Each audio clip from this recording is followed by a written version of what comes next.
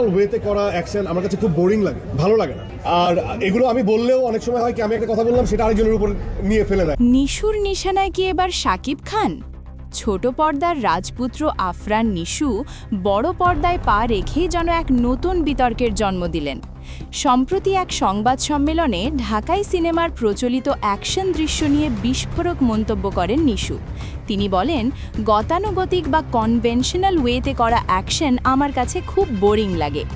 নাম না নিলেও তার মন্তব্যে উঠে আসে পৃথিবী উজাড় করে গুলি করা নায়কদের কথা।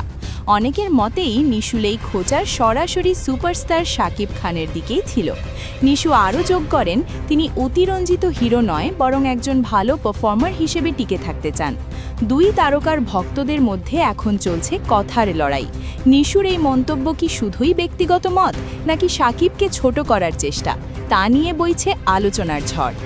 সো অস্তিত্ব টিকে রাখার জন্য অহেতুক লজিক যারা দেয় তাদের কথার অ্যান্সার দেওয়াটা খুব বেশি ইম্পর্টেন্ট না। তো বাহাস জ্ঞানী মানুষ থেকে জ্ঞানী মানুষের হইলে ভালো। হ্যাঁ, জ্ঞানী আর একটা জ্ঞান আর একটা বেগুন হইলে সমস্যা।